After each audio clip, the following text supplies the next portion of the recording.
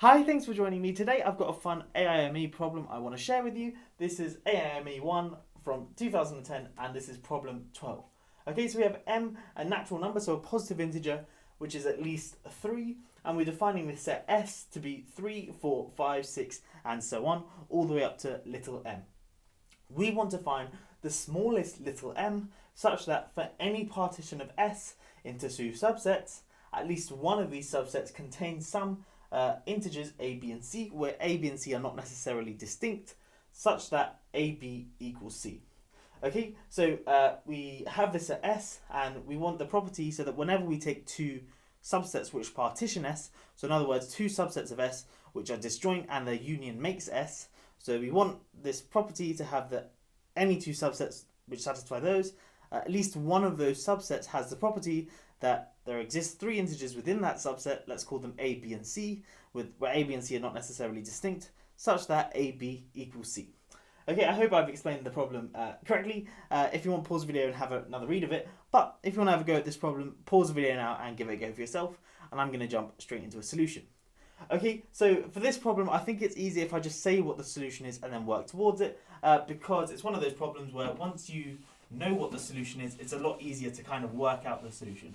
Or to work out the solution is a lot easier if you know what the solution is. Okay, so the smallest such m is in fact 243, and that might, I don't know, perhaps give you some hints as to how we're going to solve this, because of course 243 is a power of 3. Anyway, what I firstly want to do is sort of show that if m is less than or equal to 242, then we can find some partition such that it doesn't have the property. In other words, both of the subsets in that partition, neither of them contain a, b, and c, a, b, or c, such that a, b equals c. Okay, so let me prove that. So suppose m is less than or equal to 242. Okay, then what I'm going to do is have x be the set 3, 4, 5, 6, 7, 8. And now I'm going to stop before I get to the next power of 3, which is 9. Then I'm going to carry on missing all the numbers until I hit the skip 2 powers of 3 and then get to the next power of 3, which is 81. So get to 81, then 82, and then I carry on all the way up to m.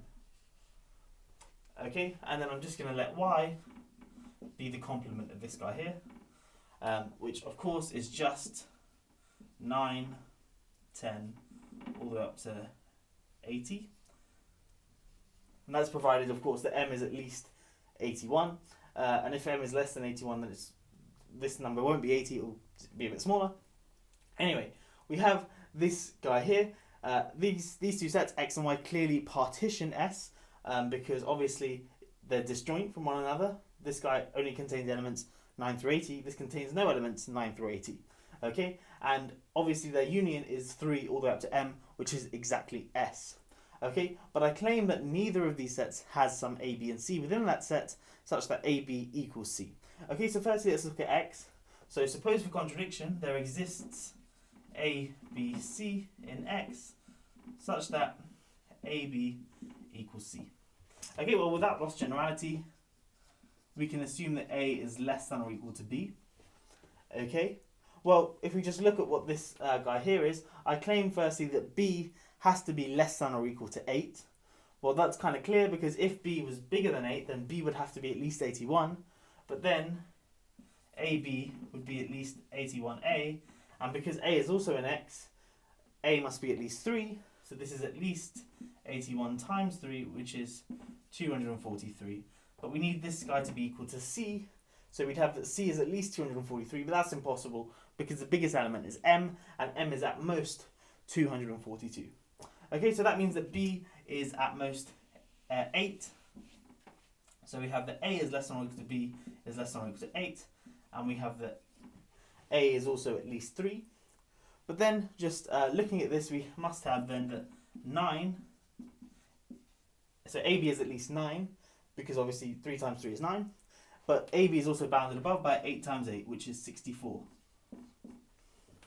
Okay, and now notice that if we have this guy here being c, we have that c is somewhere between 9 and 64, but we also require that c is in x, but that's clearly not possible because There's no integer c, which is in between 9 and 64, which is also in x. So we arrive at contradiction. Okay, and to prove the result for y, it's kind of the same. So suppose there exists some a, b, c in y now, such that a, b equals c. And again, without loss of generality, we have that a is less than or equal to b. Okay, well this one is a little bit easier because we know that each element in y is at least 9. So we have 9 is less than or equal to a, is less than or equal to b, is less than or equal to 80. But this implies c, which is ab, is at least 9 times 9, which is 81. And that's a contradiction because c must be at most 80.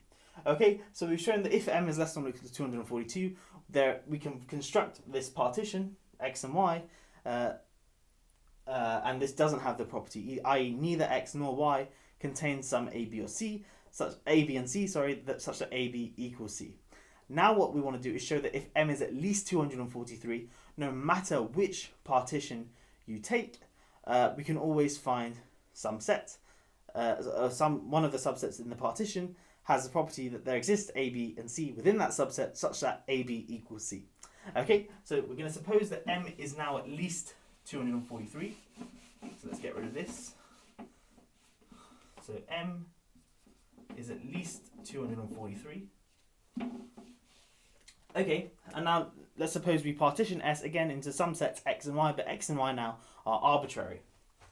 So S is equal to the disjoint union of x and y. Okay, now, because obviously 3 is in S, then certainly 3's got to be within either x or y. We don't really care which, so without loss of generality, we'll say that 3 is in x. Now we're going to suppose for contradiction that S doesn't have the property that we want. So in other words, neither x nor y contains elements a, b, c such that a, b equals c. Okay, so we're going to suppose that. Well now, because 3 is in x, then I claim that that implies that 9 is in y. So let me write that down first. Well, why is that the case? Well, because if 9 isn't in y, then because x and y, their union equals s, then it follows that 9 must be in x. But if 9 is in x, then we can simply let a equal 3, b equal 3, and c equal 9. Because remember, a and b are allowed to be the same. And then we get that ab is equal to c, certainly. But then we have that a, b, and c are all within the same set, x, and we arrive at our contradiction. Because remember, we're supposing that this doesn't have the property. Okay, so we get that 9 is in y. Now let's look at where 81 is. And for the exact same reason, 81 can't be in y, so 81 must be in x. So let's quickly go over that, because if 81 wasn't in x, then 81 would be in y, but then we could simply have a equals 9, b equals 9, and c equals 81. All of those are in y, and then we have that ab equals c. So we contradict the fact that we're supposing S doesn't have this nice property. Okay, so now we have that 3 is in x, 9 is in y, 81 is in x, and for a similar reason, if we look at 3 times 81, that's 243. So that must mean that 243 is in y. Okay, because if 243 was in x, then we could have a equals 3, b equals 81, and c equals 243 to arrive at our contradiction. Now, the issue is, where do we place 27? Because if 27 is in y, okay, then we can have a equals 9, b equals 27, and c equals 243, because 9 times 27 is 243, and then we get another contradiction, okay? But then if 27 is in x, then a equals 3, b equals 27, and c equals 81. They're all in x. Again, we get 3 times 27 is 81, so we get another contradiction. Either way, we're going to get a contradiction, and thus S must satisfy the property. In other words, either x or y must contain some a, b, c, such that a, b equals c. Excuse me. And that solves our problem. So it's quite a nice proof. It's a little bit annoying that we needed to know the solution, but once you've seen this, you can kind of generalize this a bit more, because we started off with S was defined to be 3, 4, 5, and so on, all the way up to m. But a nice challenge for yourself is, what if you get rid of 3 and say that S must start from 4? Okay, and do a similar sort of problem. I'll leave that to you as a bonus exercise if you want. Anyway, thanks for watching. I hope you have enjoyed this video. I'll catch you in the next one. Have a great day.